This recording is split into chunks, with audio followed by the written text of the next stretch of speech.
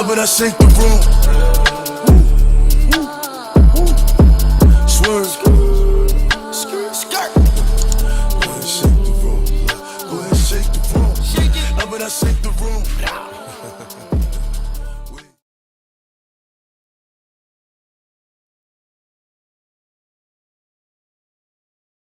Thank you everyone for joining Talk Your Cash podcast. I'm the host, the one and only Miss Cash, and today I am joined with Mr. Robert Sampson, sorry about that, No and worries. Miss Kayla Murphy. Thank you for joining me. Thank you for having us. You want to start, I guess, about me a little bit? Yes, just tell a little bit about yourself. Okay, I'm Robert Sampson. I am the owner and president of Sampson Protective Services. A little bit about myself. I have a background of 15 years in the security industry. We've had the company up in our doors been open about 2 years now. And we're a small business here located locally in the Tampa Bay area. And we cover every range from armed security to unarmed, retail locations to HOAs hires for their retail, residential areas. Okay. We also do executive protection, which for most other people that's bodyguard work. So we just a wide range of security, and we do a lot of security consultations as far as we'll come into your business and let you know how you can better your security, how you can better your safety hazards and whatnot. So and shrinkage for a lot of retail locations as far as theft. Okay. So we do quite a bit of different things. Okay. All my You know, dirt. where you're from and Where our where you skeletons grew are. up, and yeah, kind of give us some intel on that. Okay, well, I am from the Tampa. Well, I was born in Dade City, Florida, Okay. which is not too far from here, about an hour north. Was in Dade City till about 1, and my mother moved us to Temple Terrace. Went from Temple Terrace to my mainstay where I grew up was Brandon area. So Temple Terrace, that's Tampa. Temple right? Terrace, Okay, Tampa, okay. yeah. Kind of USF area Okay. in that regards, Fletcher and Fowler. Once we left Temple Terrace, we moved to Brandon. My mother remarried and was with my stepfather. She's been with him for 30-some years. But once we moved to Brandon, I grew up there. I went to Brandon High School. So I'm local, born and raised. Once I was a football player. I have a football background and I played football at Brandon High School. Got a full scholarship to play football at University of Miami. Go Canes all day. I bleed orange and green, sorry. We might have some other fans in here, but Canes all day. Played University of Miami for 4 years. Loved the experience there. Went ahead and went pro. Left my senior year and went pro. Oh, Went to the 49ers for a little bit, San Francisco 49ers. really? Then I went to the Philadelphia Eagles for a little bit. And ended my career actually in the Canadian Football League in Montreal Alouettes. So finished my football career back in 2001. Hung up the cleats, and it was time to, as my mother told me, it's time to let it go and get a 9 to 5. So I let it go. Came back home. Was in retail management and was really just trying to find my niche. It was hard because I didn't have the resume that a lot of my friends had, because a lot of my friends started right out of high school, went to working. Or either they went to college, got a degree, and started working. And once I finished playing football, a lot of employers don't, okay, what can you do What from can me? you do, exactly. I played football. They go, okay, what else can you do? What other experience do you have?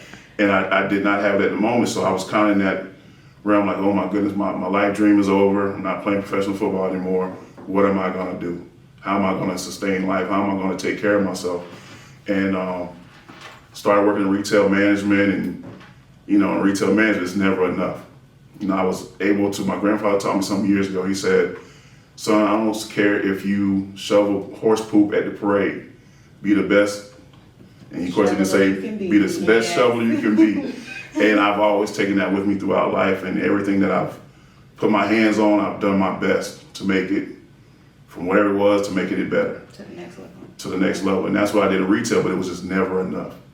I mean, I had one store, I was a store manager for Foot Locker in Miami at the time, and my store was at about a $900,000 store, and I took it to a 1.3. And I'm thinking, I'm feeling myself, I'm patting myself on the back, oh, yeah, you did this great. And my DM came in and said, okay, well, why didn't you do 1.4? Well, I'm gonna cut your budget for next year, and I want you to do even more.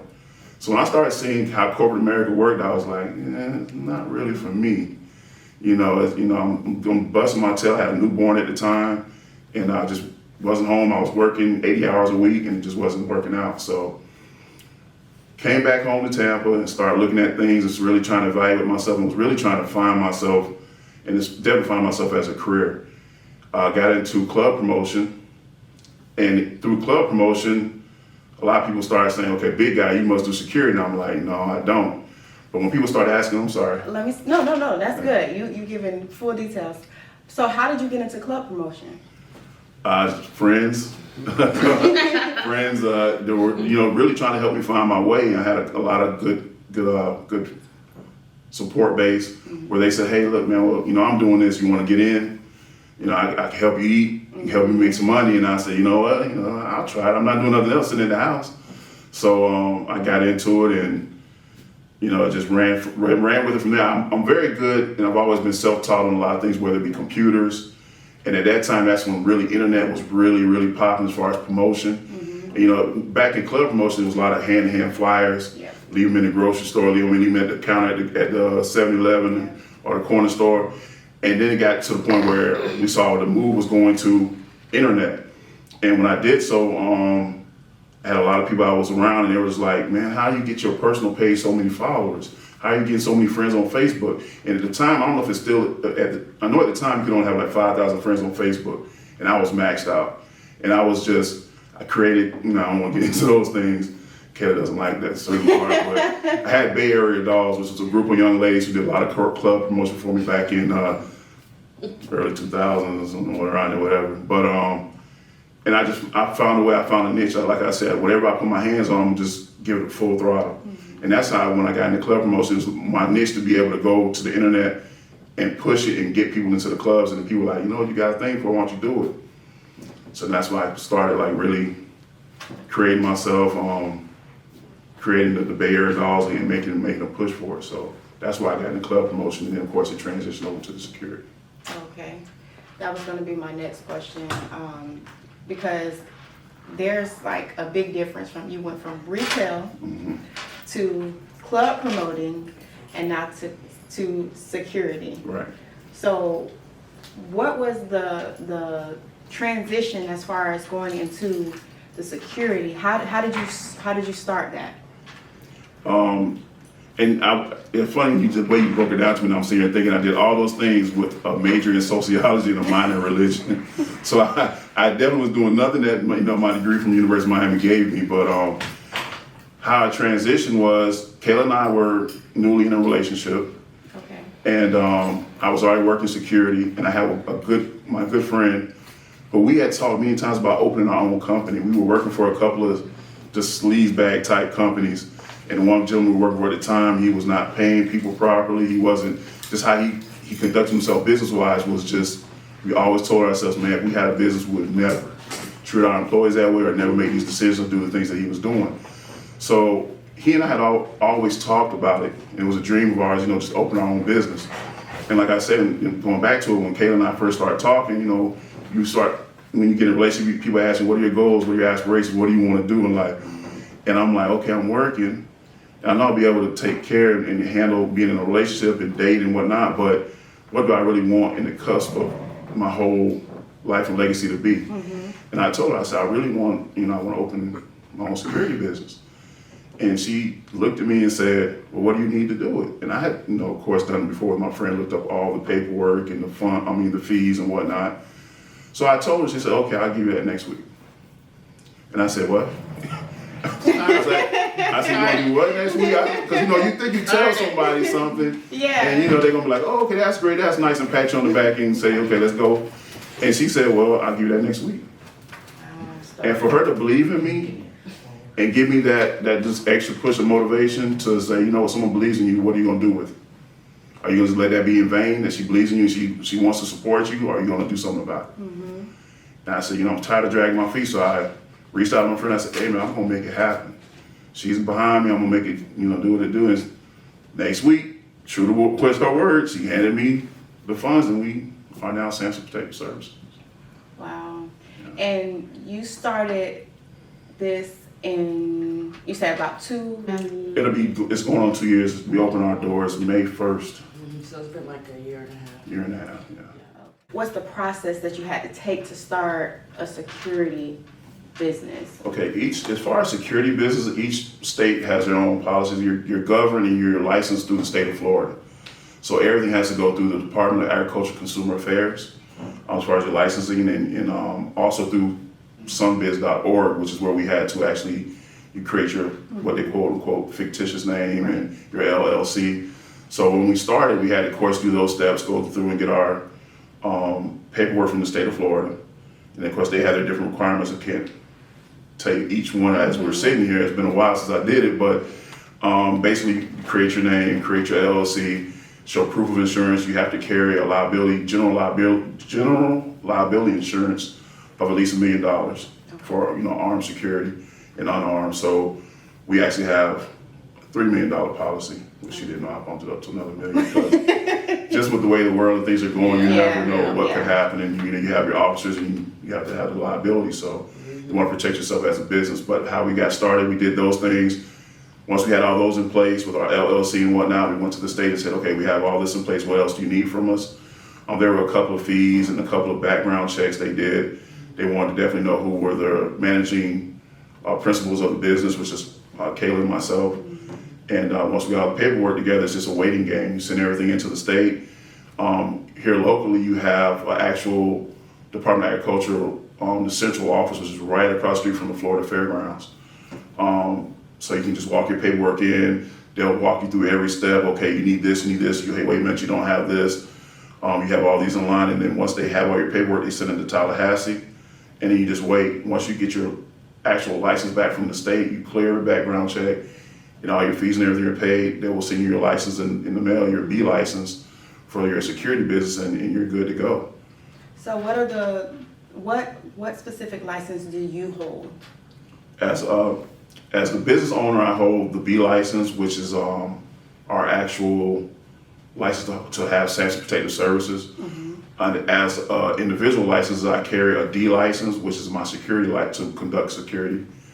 A G license, which is to conduct security with a firearm. I also carry a CC, which is a private investigator license. Okay. And that's it. So what would you say is a typical day like at Samson Protective Services? What is a typical day? Well, the thing about when Samson, just kind of go back a little bit, when we first started the business, I was still working for another company, which I will not say the name of. I won't give the Was name. it a security company? It was a security company. Okay. And I was at a particular site for that security company. And the owner, who is now my client, was not happy with that security company. And she asked me, said, I'm getting ready to get rid of your company. Will you stay and run my security? And I said, it's funny you say that because right now I'm waiting on the state to send back my license. So we were already in the process. Literally within days. And I said, it's funny you asked me that because I would definitely love to stay on and we can supply the services for you and take the contract. And she said, well, that's what we'll do. So now I say that part to bring it back into your question. I actually still stay on post at that site because even though we're getting other contracts, as the owner of the company and as I know that particular client, they're very finicky, very particular about who they want. And they just kept saying, can we clone another Robert? Can we get another you?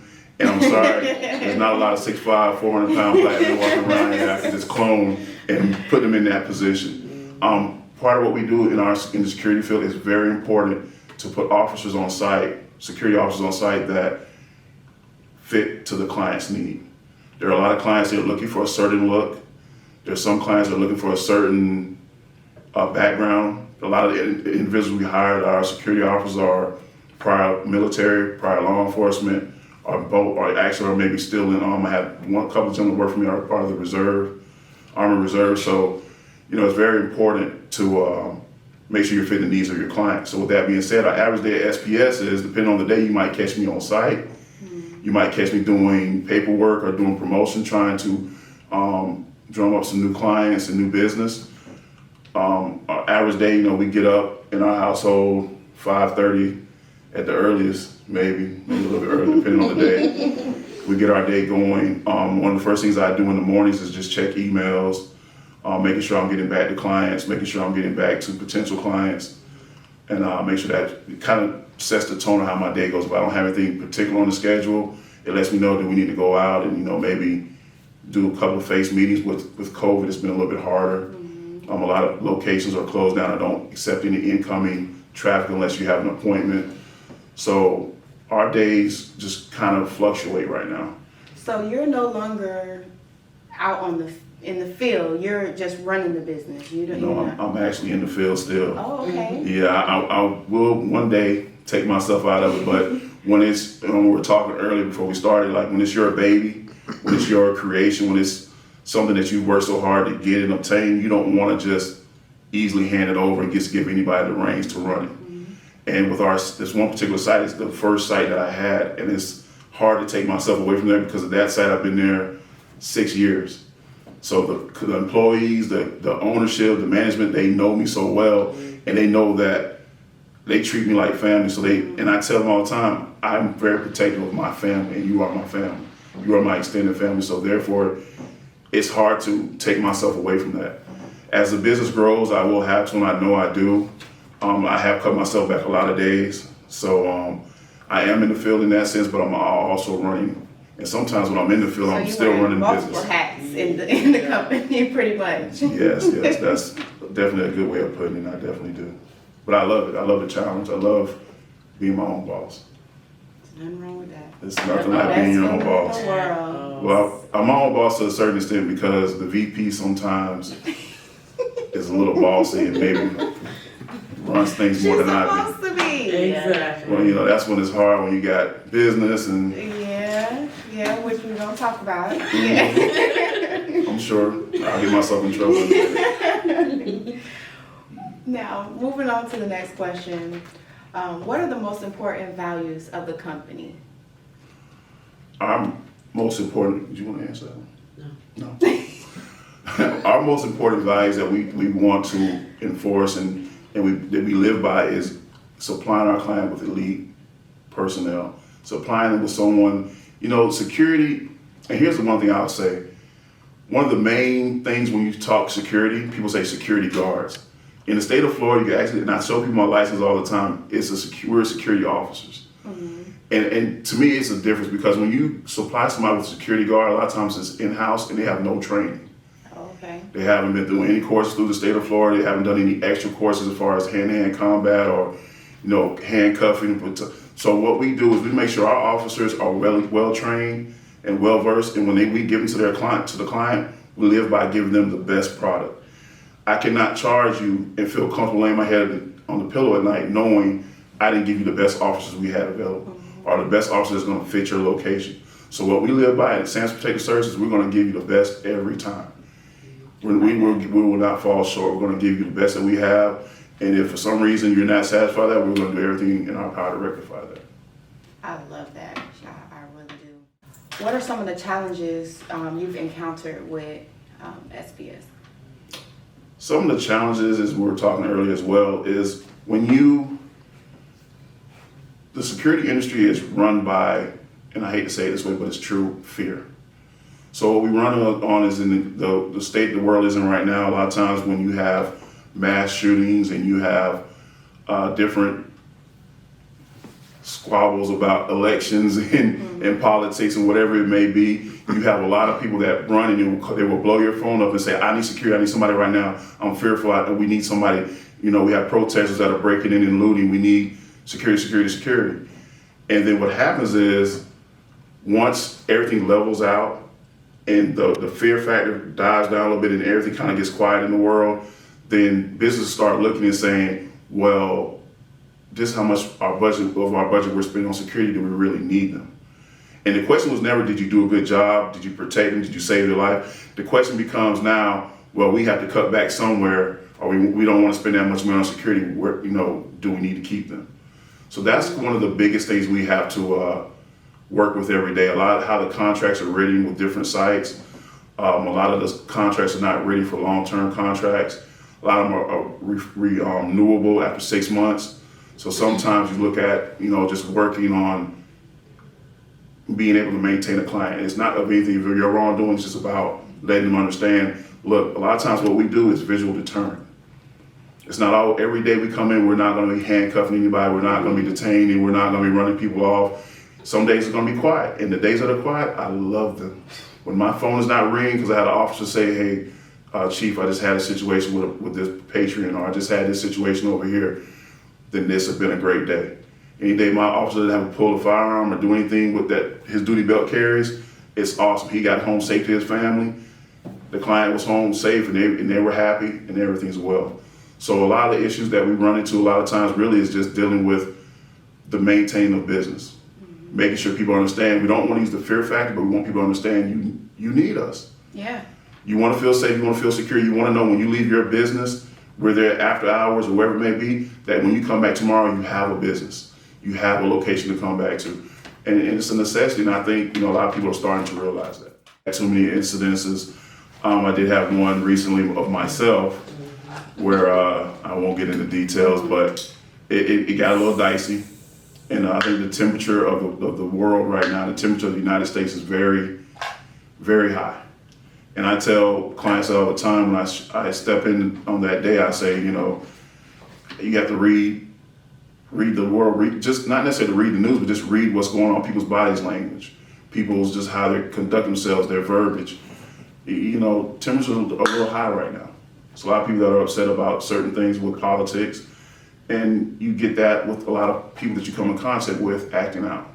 What the job entails. I tell my officers all the time, people are not mad at you when they're yelling and screaming at you, they're mad at your uniform. A lot of people are upset with the authority. And a lot of people are going to discount you because they're going to say, oh, you're just a security guard. And like, I correct them, oh, no, I'm a security officer, but thank you. We do carry a lot of responsibility, and we do a lot of the leg work for law enforcement before they get on scene most of the time. So we've done very well, and I think a lot of us not having those big issues or having anybody hurt just comes from us training and really taking the time to be proactive and didn't have to be reactive. What kind of training do you have to go through as far as with the officers? And now are they're already trained when you hire them, or do you guys take them through some type of training as well? We have, of course, through the state of Florida, there's always a mandated training. There's courses they have to take. There's a minimal amount of action taken as far as the state. No offense to the state or anybody else, but I feel like a lot of our officers, when they come in, we do give them a little more extra training. We do send them to extra courses because we want them to understand the importance. Right. I let them know the importance of their duty gear. I've seen some people, not in our business, not in our company, but in other companies that, a lot of people don't know gun safety. A lot of people don't know how to clean a gun. I've gone from being a part of other companies and expecting the officers, and I say, when's the last time you cleaned your firearm? And they look at me confused. I'm like, how long have you had it? 5 years. Have you ever cleaned it? No. And firearms. I didn't even know you have to clean them. Right, and that's what a lot of people don't know. And you'll be amazed how many people get into this industry. I had a young lady call me a few weeks back, and she was asking about employment. I said, well, I don't have any, spots available right now, but I just want to kind of start doing a phone interview. And she was like, well, I'm a stay-at-home mom. I just got my license. I've never worked on site before. And I said, well, there's quite a few things we can talk about then. But a lot of people get into it and they don't understand really the whole realm of it and what they're really getting themselves into. Yeah. And my whole thing is your duty belt, your training is what's going to help you get home to your family at night. Mine is going to be individually unique. And it's hard because it all depends. We pretty much are hourly based as far as how we invoice most people. Depending on the client, you might have where we just have a flat rate.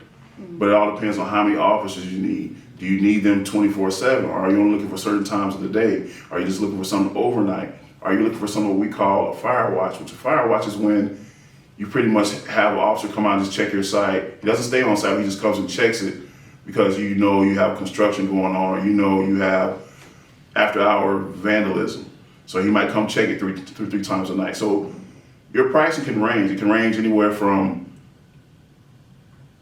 $20 an hour per officer to all the way up to $60, $70 per hour for officers. It all depends on what services you need.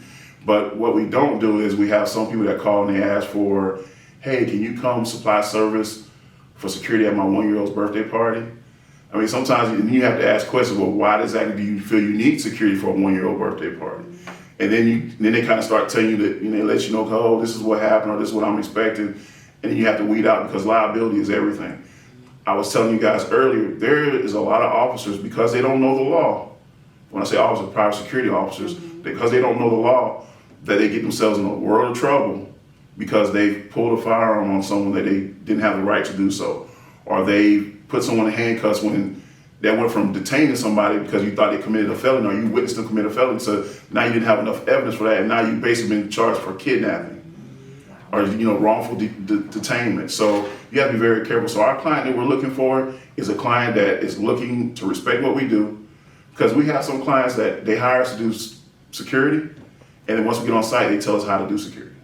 Trying to tell you how to do your job. Right, and I tell them all the time, we have a jewelry store, and I tell them, look, I conducted a security meeting. I said, how many people in here have ever sold a diamond? And they all raised their hands. I said, okay, how many people have ever carried a gun all day to protect 80 lives? Everybody put their hands down. So, I kind of try to do it that way so they can understand, well, you're hiring us for a service, you're hiring us for our expertise, let us conduct it. Now, you have every right to say, hey, I don't really want to do this because I feel like my clients our customers coming in might feel a certain way towards this kind of action, or feel a certain way towards this kind of uniform. And we'll definitely work with you on that. But when it comes to actually protecting you and making sure you get home safe every night, and make sure that your product does not leave that location unless it's paid for or whatever it may be, then let us do what we do.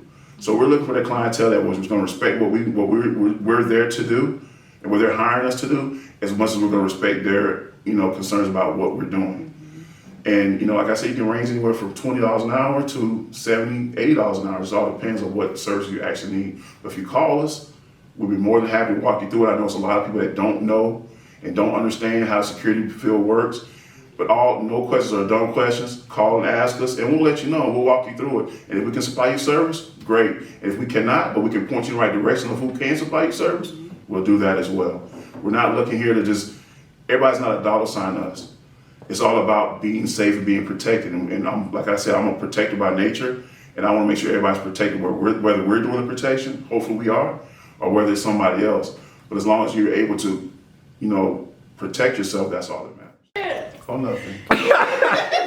All right, we live. See, you got it on camera. So at SPS, you can reach us either on the website, and that's www.samsonps.org. Also, we're on Instagram at samson.ps, or you can reach us on Facebook as well at Samson Protective Services. Just type that in your search engine and pop our business page up. Anybody who needs to get in contact with us sooner than later, always you can call us at 727-237-3832. And that's whether you're a potential client and you're looking for services, and you have some questions about security, or if you're looking for employment. If you are calling looking for employment, please make sure you already have your D&G license, or at least your D license, so you can do unarmed security. But that's where you can reach us at. All right, there you have it.